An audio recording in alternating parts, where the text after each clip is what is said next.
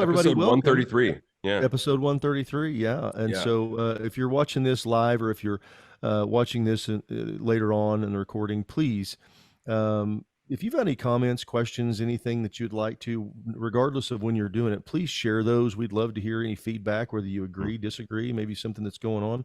Of course, my ideal it's the flippinest thing. What's wrong? Oh, my screen just goes wonky. That's not the end of the I don't world. know what the deal is. I don't know. It'll be what it'll be. Hey, had it all working. Special guest today, everybody. Amy Meyers from Muscular Dystrophy Association. We just call it, because your title's so long, we just call you the head of fundraising. I hope that's okay. You know what? They just changed it again last week. No way. So, I don't even know. Yeah. You know what? It's Vice President Community Partnerships. They shortened it. Oh, wow. Because it used to be like cool. 9,000 things. Yeah. It was. They just lumped it all together because I actually got a new team last week. And are you serious? Yes, I have a bigger team and a smaller title. It's good. Okay, cool. But everyone that you've been working with, they're still with you, though, correct? Or just more people now? More people were added. Your I got staff more added. Okay, cool. Nice. All right, that's fun. Well, good. For good reasons. We're growing. I totally get that. We love your team. Everyone's always been awesome to work with. That's actually something we want to talk about today too, Amy. So, but we formatted this, and everyone bear with us. But there's so much good information to pull and deduce from the recent success. We kind of led the idea, the impetus for this conversation, Amy, with the most recent success that you had in Dallas, and raised $750,000 in an event. I know you worked really hard on that event. You put a lot of time and months, if not a year or more in advance with events like this. But I also wanted to let folks know, it's like, we're going to get into the weeds a little bit and ask you some questions. We have 5 kind of bullet points that Jason and I wanted to cover, but we wanted to tell folks, listen, and I mentioned this in some pre-webinar advertising that we were doing. It's like, don't be scared by that number. Even if you're trying to raise 50,000, 75,000, whatever it might be, don't be scared by the $750,000 mark, because that's amazing, but it's the fundamentals and the mechanics of getting there that we wanted to talk about. So we wanted to have you share some feedback about that step by step, starting with pre-event fundraising, sponsorships and underwriting, and how that went, how that looked. And then we want to open up along the way, of course we can as well. But if you haven't been here before, or if you're watching this as a recording, it's a very interactive webinar, and questions, bring them, any shape or size. Regardless of what you got one of the most prolific fundraisers in the nation here. So just ask a question. Yeah. So thanks for joining us, by the way. Yeah. Sure. Yeah. Appreciate it. Love being here with you guys. It's good to see you. Amy, I've got 2 questions just right off the gate that I told Trevor I was going to ask you. And, we just finished up, the 3rd quarter. And so we do a lot of analytics, going back, comparing, seeing what we're doing, seeing if we're tracking, how things are going. And I think a lot of other people are, but so what are you seeing like in pre-event fundraising compared to 2022, just as a general rule? Are you seeing it up, down, sideways, flat? I mean, kind of what are you seeing? So like, coming out of COVID, I felt like we had like really, really big events. Like people were ready to be back in the room. And so there was huge jumps. Fast forward to now, like 2023, we're still seeing increases. They're not as massive. So from 20 to 22, like post-COVID, like it just huge jumps. Now I would say on average from 22 to 23, I mean, we're still seeing increases. I would venture to say, I don't know that many of our events, and I think we're going to do close to 40 between golf and galas this year. Nice. And they're all, I mean, at least, 10% growth. Wow, that's pretty significant. So while is not as big of a jump, but you are definitely seeing some increase. 10% is nothing to sneeze at. So that's pretty significant. Okay. But you also weren't doing 40 events last year, pre-COVID, 2019, pushing close to 100 maybe? Oh, yeah, easy. Yeah. Memory serves. Yeah. Yeah, I think the big difference, I mean, there's a lot of differences, but post-COVID, we're building back. And so it's more of, where are you going to get the most bang for your buck? And when I say that, that doesn't mean, like you started off with, talking about the $750,000 event. Right. To me, it's the same work, the same best practices, the same formula, whatever you want to call it, whether it's a $50,000 event or $1 million event, you have all the same, you should have all the same pieces. It looks very similar. And so we just are really focusing on the events that, like I said, we can get the most bang for our buck. And that is, where do we have the most support? Where do we have a strong committee? Where do we have, where can we have the right conversations to get the right person in the room? So, one thing that I would, just to those that are listening, you've got 40 events all across the country. We do stuff, literally from coast to coast with clients, on a weekly basis. So we're seeing a lot of that. But if you're, kind of landlocked, so to speak, and you're in your community, that doesn't mean, well, gosh, now I can't, what can I do? But I definitely believe with, and what we're seeing from a lot of groups around the country, that they're doing some of the same things that you're doing. They're narrowing their focus. They're kind of getting that being little focus where before it was really kind of broad. They're really narrowing it down. In some cases, their event's actually smaller than what it was previously. So they've gone from doing, having, for an example, we had somebody, they were doing, 400 people. They backed it down to 300 and raised more money. And the reason Amy, the reason was something that you talk about all the time. They got the eaters and drinkers out of the room and got more givers in the room. So they and you went from 10 tops to 8 tops recently too. You told us too, Amy. I did. Yeah, I went from 10 tops to 8 tops because I have found that people have I feel like a good solid 6 people to fill their table, and then they're grasping for those last 4. And so, like, I can have 2 people at the table that are maybe just there to eat and drink, but 4's too many. So yeah, we do 8 tops. And Jason, you mentioned the number of people in the room, that the Dallas event that I just did, which it ended up at 700, and I think we're at 764,000, which is the most it's ever done. Awesome. Pre-COVID, that event had between 350 and 400 people in the room. We had 148. No way. Whoa. Yeah. I think that's, that's one of the things that everybody wants to get bigger.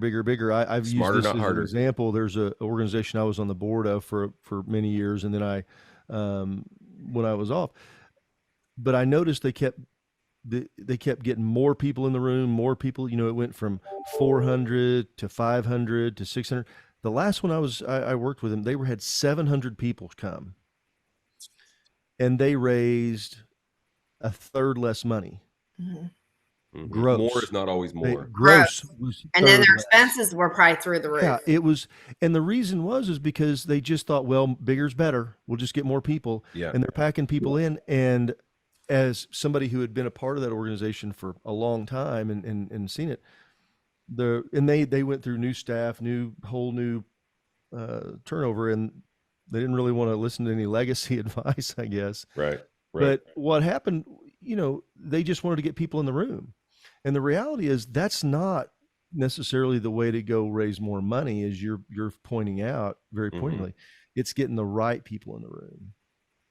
I'm going out of order here, but we were going to talk about just like what kind of special outreach are you doing that you've changed to get the right people in the room? It sounds very small, we're offering, tables of 10 to tables of 8 now. And you just shrunk the size of that event historically to almost half, it sounds like, in Dallas, for instance, because we got a great case study that we can keep dissecting the mechanics of. But what other outreach has your team been doing? Has the committee been doing? Have you been imploring them to do that has been successful that folks can take with them? I mean, a couple of things that really stand out. One, something that I feel like we've gotten better at is really having the conversations ahead of time and securing the donations. So when we go into the mission drive, the fund a need, whatever that one's the Miracle Minute. There's a million different names, but going into it, having those pre-commits, because there's nothing worse than having your auctioneer start that piece of it and you don't know where to start. Mm-hmm. So, for example, with this one, the mission drive, we normally start at $10,000 level.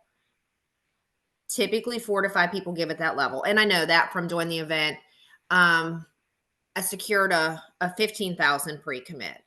Nice. So I could start a little bit higher. I knew that I could start higher and not have that awkward quietness.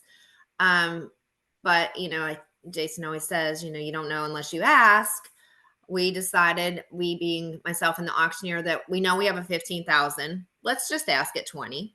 Mm-hmm. And we'll move real quick. If it's awkward silence, we're just going to go. And the auctioneer, I don't even know if he had it out of his mouth. And we had 2 people raise their paddle at $20,000. So I Wow. think having those conversations, and there's different ways to do it, what those conversations look like. It could be a conversation you have with your committee member that is, this is a fundraiser. We need to have these people, come and ready to open their wallets. Please have conversations with your guests.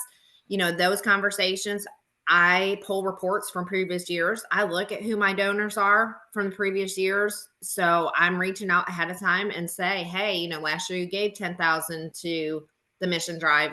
Can we count on you for 15 this year? Or, a lot of times they don't up it, but they at least will stay at that same level, and you have it going into it. So the conversations all look different. One of the things we do a lot of pre-event is sending out communications. We send teasers with, a look at what silent auction items are going to be, or what live auction items. We send out a teaser that this is the special part of the program, that there is a mission drive, and this is your opportunity to get back to the mission. So, and this event, we were very fortunate. We did have somebody that stood up halfway. I don't know. We were shortly into the mission drive and stood up and said he would double it. So of course that's always a nice bonus, nice surprise when that happens.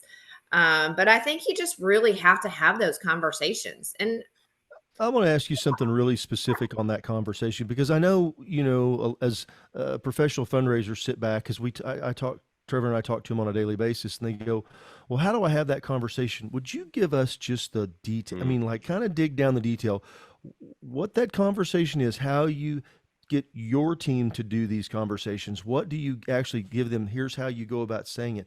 If I were on your committee, what would you tell me if I'm going to go out and you're wanting me to go out and ask people for money? So 2 different conversations, I guess. If it's the committee, I feel like it's an easier conversation in that these are their people. Yeah, their community. Yeah. It's their community, it's their people. And I mean, typically, yes, people are invested in your mission if you've done a good job, but there are a lot of people in your room that are there because they have a connection to your committee member, whether that committee, if you have the right committee. By design. That's by design. Yeah. I mean, if you have it. Right. So for them, I mean, what I found is having these conversations with the committee, and I'm a numbers person. So I always show them, at the end of an event, I show them a report like, this is your table. This is what your people spent. This is what your people cost us. Because they don't always think about that kind of stuff. So I think No, they do not. They don't, when you show them in black and white that, they had a table of 8 people and, spent $500 between all 8 of them. And it cost, $1,000 to feed them, or whatever it is, I think that puts it in perspective. So with the committee members, it's an easier conversation for them to just tell them, like, we need you to have these conversations with your guests. I need you to invite the people. This is a charity event. Well, we want to have fun. It is a fundraiser. And you can't beat around the bush. You just got to tell it. Now with my staff, it's a little bit different it's not just a conversation before the event that you're calling up and having. If you're doing your job properly, post event, you've pulled your reports, you know who your big donors were, you're calling out to thank them, and then you have a stewardship plan in place. over the next year. So How many smart. times are you going to reach out to them? And when I say reach out, it might be you send them a press release for a drug that just got approved by FDA, or Correct. you send them a video that was just taken at summer camp or whatever it is, but a touch point throughout the year. So You're when not you, asking for money every time you touch base with no, them, right? no. So then when you, a month before the event, are reaching out, the conversation is so much easier because Yep. you've been in communication. And then it's another thank you for your donation from last year, and just wanted to see, are you going to be able to help us out again this year and give that $10,000 gift again? This But is it's what your money's been doing. Yeah. Mhm. You know what I Well, mean? I That's why think we need it's to give what it. you we just do a said lot. is, We do a lot with impact reports, and we do Yeah. specific impact reports by Yeah. states, by different, and so sharing those. And yes, you're exactly right. And putting in an equivalent, you gave $2,000 last year, and $2,000 is what it costs for a kid to go to MBA Perfect. summer Yep. camp. You qualify it, Mhm. quantify it, Mhm. qualify it. Yep. Yep. Perfect. So good. So good. I love that. We did have a question that what we could well, unpack. We he's could talk. gone. He's dropped off. So let's just Oh, let's, really? let's Oh, come okay, back to it. cool. Yeah. Well, I was gonna say, yeah. That being said, if he comes back on, we'll answer it. But I mean, we could unpack that pre-event, those touch points and what have you. We could Mhm. unpack that for an hour and a half. Yeah. Well, That I right want to there. mention. I want to just. I So want to just good. touch on one thing. About that Please. whole touch point. So you talked about with the committee. So let's talk about not the committee. And I know that you're touching. I know that you're. We're giving these committees. We're talking to our donors. We're if we're doing all these things. But I want you to be real specific. When you pick up the phone, Amy, or one Mhm. of your folks, what is it that they are saying? Because I think that's one of the things, I don't think much about it because I've been doing it for so long, but really be specific about this is how you ask someone for a $10,000 donation, because it is the hardest thing for anyone to do. There's not one person I bet on this that goes, yeah, I just love asking people for money. Yeah. It's just not. It's the opposite of that. We're like, it's a 99% call reluctance rate with every survey I've ever seen with Sure. committees, donors, people that were, people doing the outreach and doing that. I mean, I actually coached a executive, or not, I'm sorry, a director of development. And she said, I thought I was going to be awesome at it until I went to pick the phone the first time. And I was scared to death. How do I do it? So I My would hands love to started hear sweating. how you would Yeah. coach, Yeah. me, Yeah. if I said, I am scared to death to make these calls. Also, I want to 1B Jason's question, Amy, because you said something very, very subtle, but it was really, really impactful from a psychology standpoint. You said you pulled the data from the previous year's event, or let's just say you just have any data in general that you can go off of if someone's giving history, historically, and they gave $10,000. And you mentioned, and I don't think that you were just beating around the bush by saying this, you mentioned that you would ask them for 15, knowing full well that if they said yes, that's a huge win. But if they didn't, they could settle very easily. Psychology dictates they would settle very easily back at 10 because they had already given at that level before. So, talk about how that plays a role as well in your approach, in your team's approach. Yeah. So I think one thing that's important to say is our approach may be different than what you're talking about, Jason, with like calling and making that ask, in that along with my touch points, I'm going to send a soft email ask ahead of time. Okay. I'm going to send, because that becomes my opener when I call. I Okay. wanted to follow up on the There's email relevance. I sent you.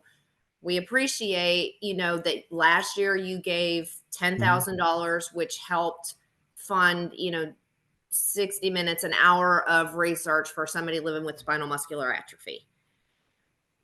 I don't like to ask for money.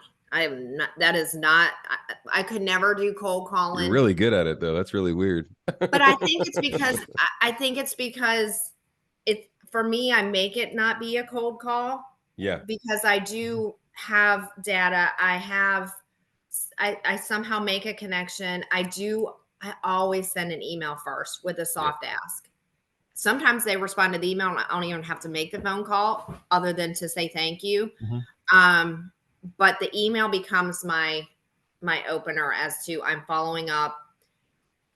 Hope we can count on you again to donate to the mission. If you could give us $15,000, it's going to help with XYZ. Yep. So I'm Love gonna that.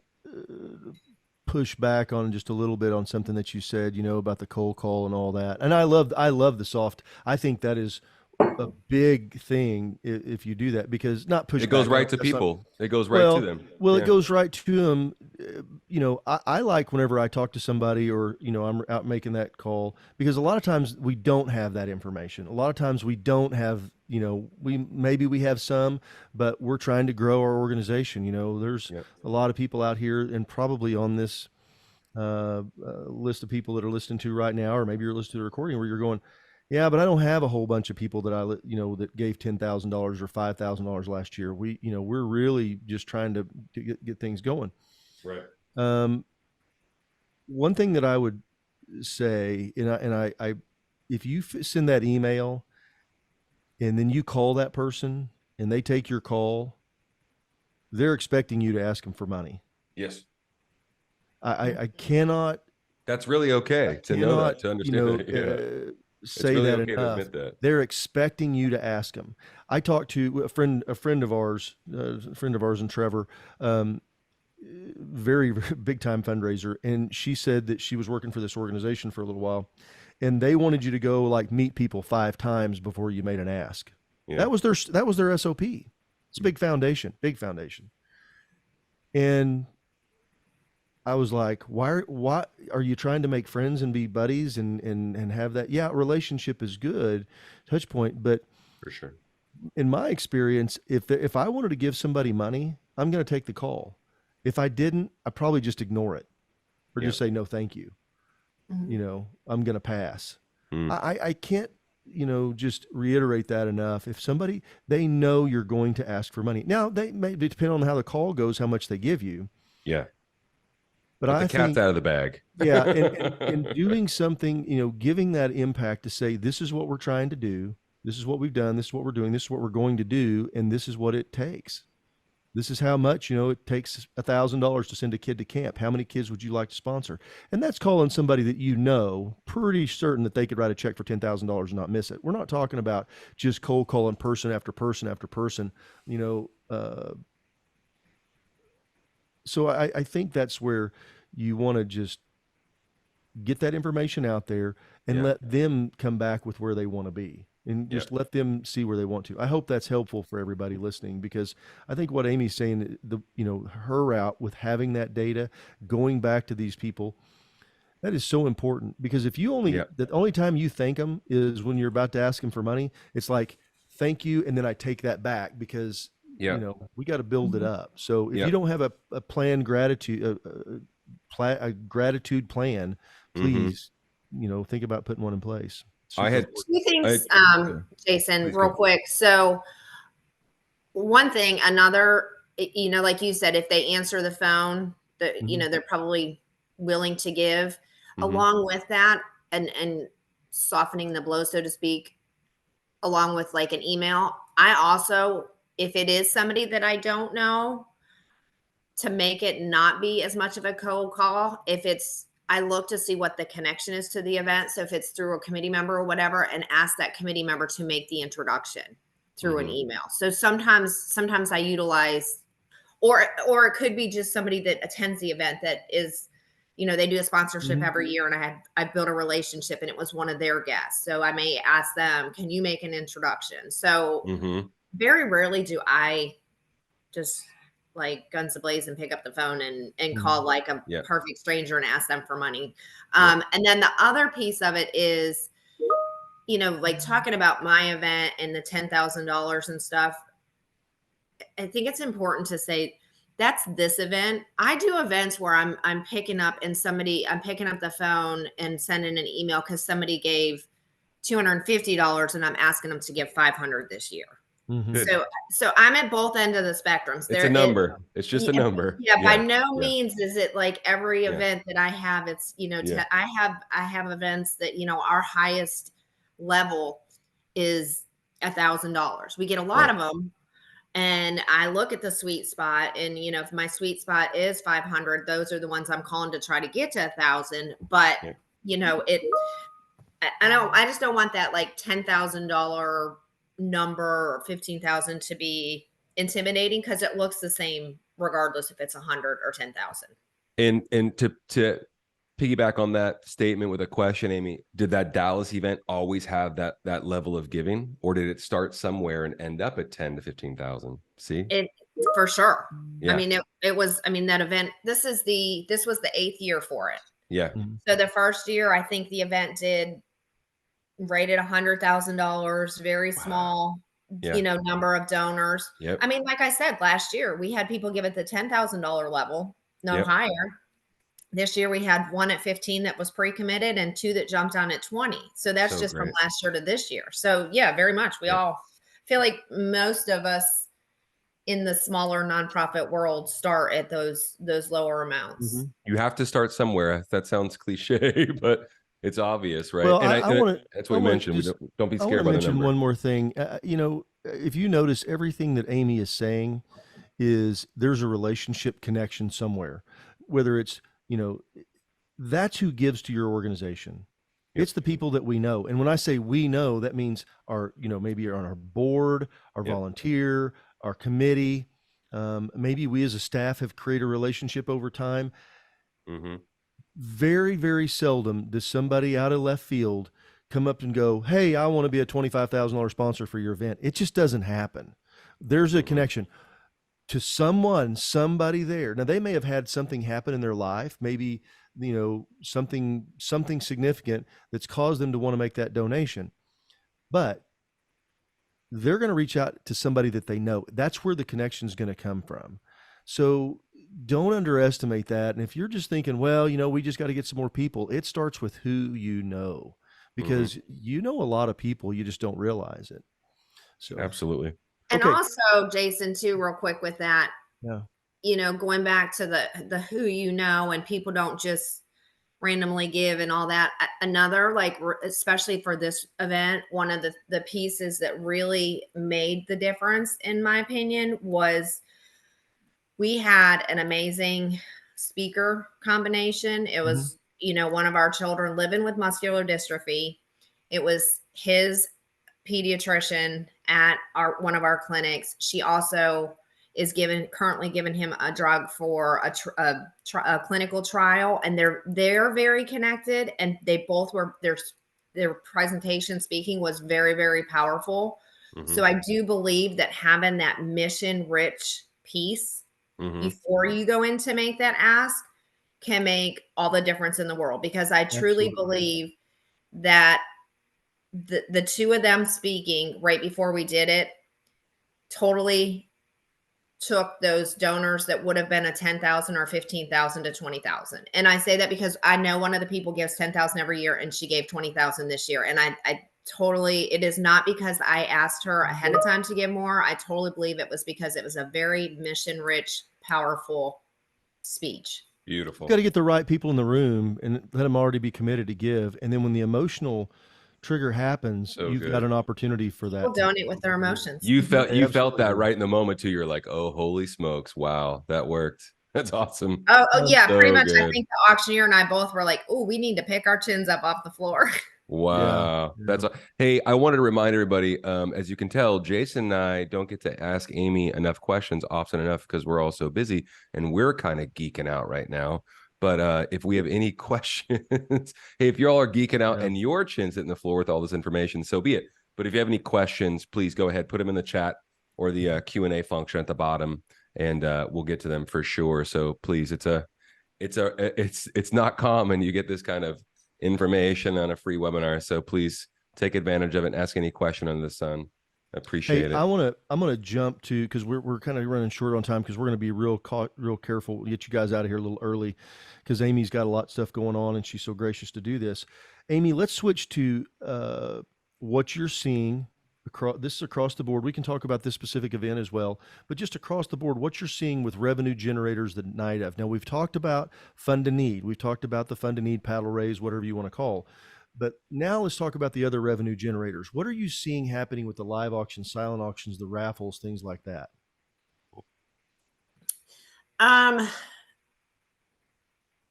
I would say this event specifically struggled with the silent and the live.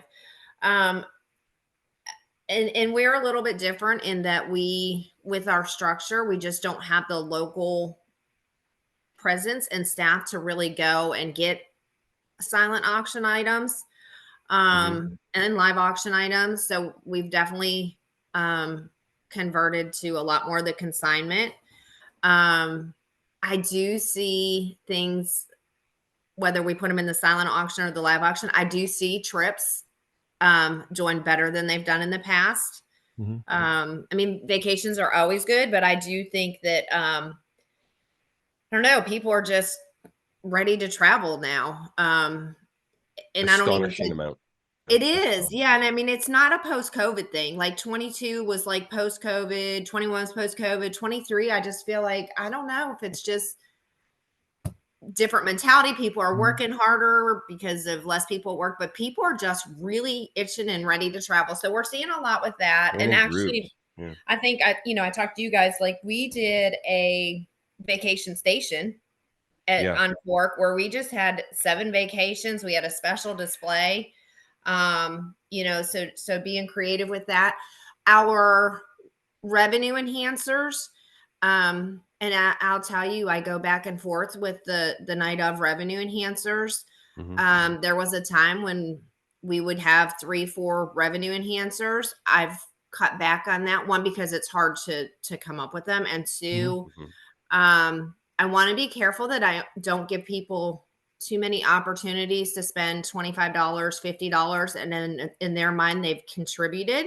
I'd rather get the bigger money in a mission drive versus a wine pool where they give $25 and and I like those elements. I do, because they add a little bit of fun, and they do give people fun. There are people in the room that they don't have $10,000, and so doing a wine pool for $100 is what you're going to get out of them. So I'm not against them. I just I don't want to give too many opportunities for people to nickel and dime. The same thing with the silent auction. I've cut way back. We used to say 1 item for every 2 to 3 bidder numbers, and a bidder number is typically a couple. So ideally, if you had 200 people attending, you're looking at 100 bidder numbers, and we would do 1 item for every like 2 to 3. So you're like 30 to 50. Like we've cut way back on that, just because it's harder to get them. People aren't spending as much on this silent auction, at least at our events. Nobody wants stuff anymore. And I tell my staff, I'm like, and you have to be careful, because I don't want it to look like you're at a flea market, like. Something that we've seen, Amy, and we're seeing that happen. I don't know if this is something that you can relate to. People are doing less things than they're doing, but putting higher dollar items. So let's talk about, and somebody asked what a revenue enhancer, to be real quick. Thank you, Cindy, for the question. An auction, like your live auction would be a revenue enhancer, a silent auction would be a revenue enhancer. If you do a golden ticket raffle, that would be a wine pull, anything where you're gonna get money. That's you can gamify it. It can be really fun and interactive. Yeah. So it can be, have a cakewalk. I hope that helps, Cindy. Yeah. I want to point one thing out. One thing is this: if you have the right people in the room, you can serve spaghetti and sell pies and raise $1 million. However, the people in the room that could raise that kind of money don't want to go to a spaghetti dinner and pie auction. They don't. Right.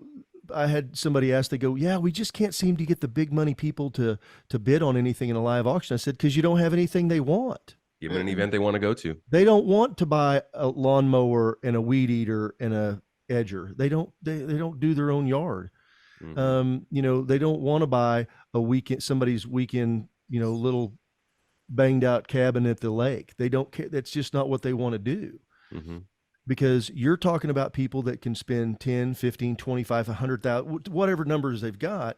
That's the kind of stuff that they want. And so keep those things in mind. Even if you think, well, we're just not that big, please, I want to assure you, don't start thinking with your dollars and your ability to pay. Think about them. And a real quick way to do that is do a quick survey. I mean, if you really want to know, just do a survey. Like there are some events we're seeing, last year, 21, 22, in the middle of 22, it was all, couple travel. That's what our biggest seller was anything to do with couples, twos, that's it. Maybe fours on some stuff. Now, the number one thing that we have is group travel. Literally had a call this morning with somebody that wants to take one of our trips and said, can we do it for 4? Had a client asking for it because people want to go together. They want to travel together. They want to go together. They want to share those experiences. And so we're seeing that more and more. So don't be afraid of those things. But I had a point where I was going with that, but it also, that's what gets people to know the right people. Okay. I'm doing the parentheses, the right people for them to come to your event. They want to know it's an event that they want to go to. They don't want to go to something where, well, wow, the big live auction items are riding lawnmower. They don't care. Okay. Now I know there's some really high end lawnmowers, and if you get one donated, I'm not suggesting you do that. But some of these things, and where I'm going with this is the silent auction.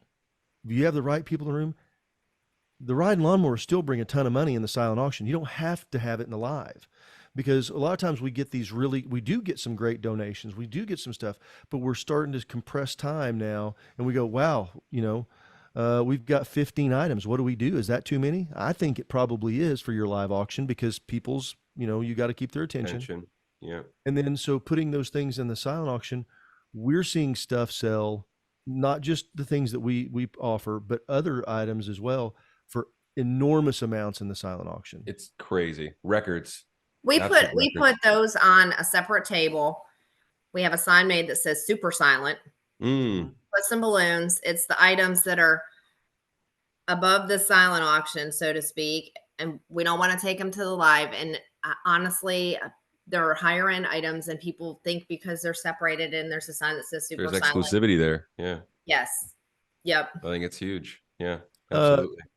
And Jason, to your point, my number one spender at my event I just had came up to me after and said, there was not anything in that silent auction that I wanted to bid on. And you know what? He has a lot of money, and I can see why, because that is just not, but he bid on the house that holds 10 people in Colorado in the mountains, and, the big high end weekend away or whatever. And then the other big vacation that we had was one that was, I think we did it for 6 people, and it was a table of firefighters that all kicked in on it. Just like you said, they want to travel in groups. It was a group of firefighters. They were all all kicked in, and they were all sitting there. They're having cocktails. Go, man, that'd be cool. You guys want to go? Yeah. And so they generate their own enthusiasm, and away they go. Plus, people quantify those numbers on a per person or a per couple basis really easy, and there's usually a lot of value there. Our most profitable item right now, and I mean profitable not for us, but for the organizations that use it, typically in their live auction, is an item for 6 people. Yeah, does all the time. Profitable item that we have, bar none. We use that at our event in Albany, and sold a few times, 3 or 4 times. Yeah, or maybe more. Yeah, I think you sold it 6 or 7 actually. Yeah. No, it was 8. It was 8 or 9 times. Sorry. My events are running together. Okay, so what have you been seeing? And I'm going to just Bev asked a couple of questions, and she was saying, talking about variety for the live auction. Of course, yeah. What are you seeing other than travel? What have you been seeing that's I'm going to give you some input, but what other than travel have you seen doing really well in live auctions? So this is going to go against anything that I would have told you 2 years ago, or maybe even pre-COVID, because the one thing that I would have told you to stay away from is art, because it's very specific to people's tastes. However, we have started using a speed painter. Yeah, I like those. Also serves as entertainment. And so we have him perform. And when I say speed painter, he paints a picture in 6 minutes, 6 to 8 minutes. We have him do it at the end of dinner. And then that is like the opener for our live auction. And we sell his painting. So cool. But the paintings are very specific to the area. So when I had my event in New York City, he painted it upside down. When he flipped it, it was the Statue of Liberty. Right. So it's appealing because it's specific to the area. In Dallas, he just did this oil rig that it came out, and it had the end of it was like this was the shape of Texas with the flag in the background, and Texas people love their flag. So like it served two purposes. It was entertainment. It got adrenaline and excitement going for my live auction, and it gave me he did two paintings, so it gave me two of my live auction items. So we've started to do a little bit more with the painting piece of it that has been doing I want to really point something out very specifically. Notice that she said the artist was there. It was specific to the event. It wasn't like, hey, we had this artist that said they were going to donate this painting. You know, she says it's worth $5,000, and you get up there and you auction it off and it brings 500. It's just really a weird those and I know we all have that, but I think that that's a really good point, Amy, because it's an experience. Because this was painted a specific thing. It's tied to the event. It's a one-on-one.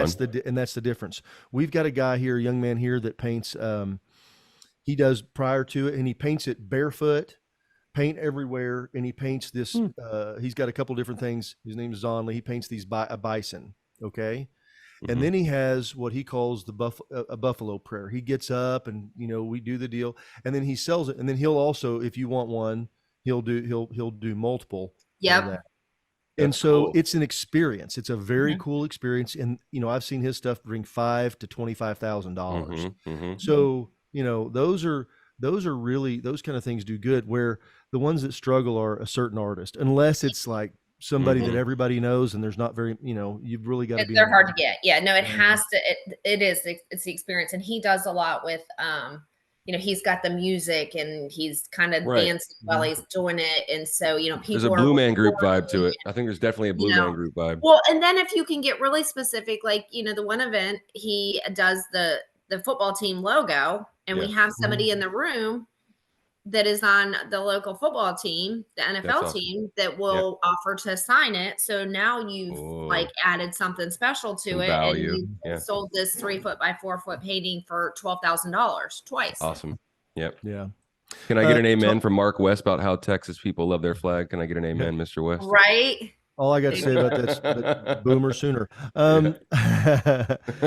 Todd shared something. Somebody, Jason Todd, it put in the in the chat, thing about it can't normally be purchased in a store, and that is huge. Love that. Any kind of experience, a unique experience that you can create, that you can't just go buy on, because everybody shops on Amazon and wherever now, online, whatever. So yes, any experience that is smart, unique, that not everybody can get, will sell.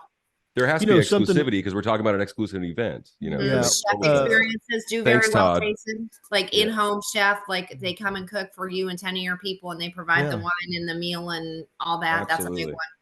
Thanks for sharing that, Todd. We did a deal with, and because normally you don't want to do politicians. That's just not the normal thing. But in this case, it worked really well, because we had one from both sides, and they're both very, very thoughtful. And so they had the majority leader and the minority leader. They sold it, same basic setup, same everything, and they both brought like $10,000. They put a dinner with it, so that way, you know, it was a dinner and 8 people. So a table could buy it, take their table, and they could go have dinner with this person. And you know, if you've got a local celebrity, notice I said, what I'm saying is, you know, Garth Brooks was from Oklahoma. You're probably not going to get Garth, but I'm saying like somebody that you know, that somebody knows or has a connection to. A lot of times they'll do something like that. Lunch, you know, if you've got maybe a premier business owner, somebody who's, you know, very well thought of in the community, get them to do lunch or breakfast. Those things do really well, because nobody would ever get that time. And, you know, we've got a friend, Kevin Spikerman, he's with Charity Buzz, and they do those kind of things a lot. Like they'll have something specific. We call it opportunistic fundraising. But, you know, when you're looking around and you're thinking about who you have access to, who do you know? You know, you've got somebody that's their niece is an astronaut. Man, if they could get that person to come have lunch, massive. Like I said, not anything big. They don't have to show up at the event, but just say, would you be willing to have lunch? You know, with somebody, and we're going to offer this. Those kind of things do really it's exceptionally well, because you'd never get to do that. Bev, did that help your question? Variety is important for sure. I think there's some exclusivity is important, demographics important, geography is important, obviously where you're located, all that stuff, right? I think it's absolutely massively important. But then also really twisting the dial on what you have Amy mentioned a signature from someone in the audience on the speed painting. We're sharing a story about a client and a gal, Paula, that's been on the webinar numerous times. They got some George Strait tickets, and Jason coached her up on how to use it as a golden ticket opportunity. She's raising $40,000 with her golden ticket. Yeah, it's why she called me last week. She was elated. We're elated for her, but yeah, I think variety is definitely helpful. That's for sure. I'm going to do a last call for questions just so we can be polite. Yeah, I've got with one Amy's last time. question while that's Yeah. coming, because I think this is something really good. So, Amy, let's talk about how to, that special donor outreach. Is there something besides the phone call that you like to do for your special donors, the ones that you know are good? Can you give us some things that you guys do? I mean, nothing, I guess, spectacular. Like our bigger donors that have donated before the event, we will write a handwritten thank you card, and it's at their table when they get Cool. there. That's a nice touch. We have kids that create artwork that will, send to big donors as a thank you, and they love it. We'll have some of our kids at camp write letters, thank you letters to sponsors. So nothing like super creative or expensive, but like the personal touch of a handwritten thank you from me or from a cute little kid that goes to camp can go a long way. Thoughtful, it sounds like. And then these folks that maybe are giving the night of that you weren't expecting at the level you weren't expecting, or maybe you've never seen them before in person or whatnot.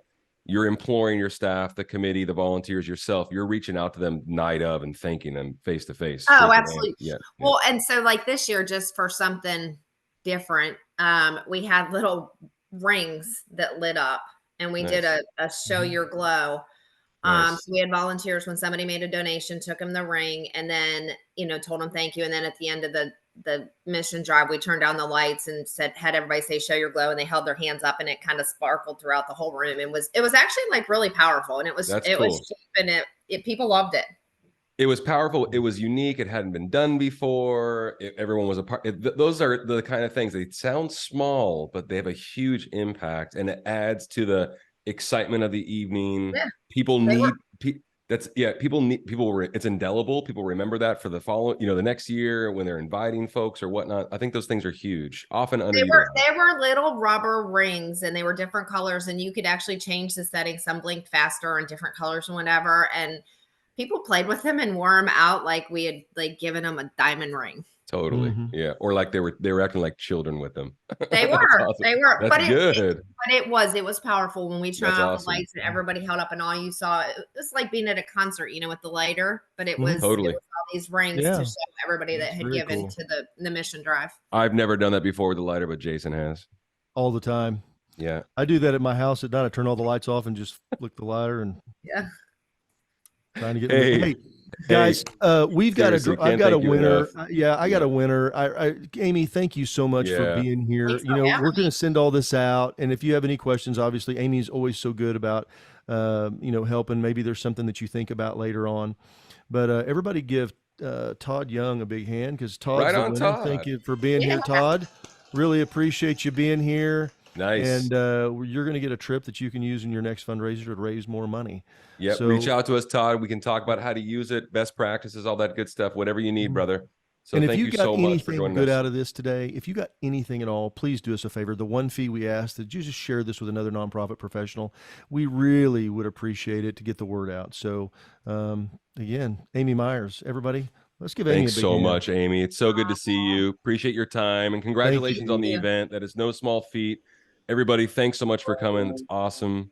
Hey, Todd, we'll send you an email, brother, within 24 hours. You will get the recording of the webinar that we will ask that you share with someone in your network, and then we'll send you the item as well. Okay? Yeah. And we're going to send it to everybody else as well, too. Thanks so much. All right. Hey, you guys, have a great week. Appreciate you so much. Thanks, Amy, so much, as always. Thanks, brother. I'll talk to you soon. Bye, everybody. Bye.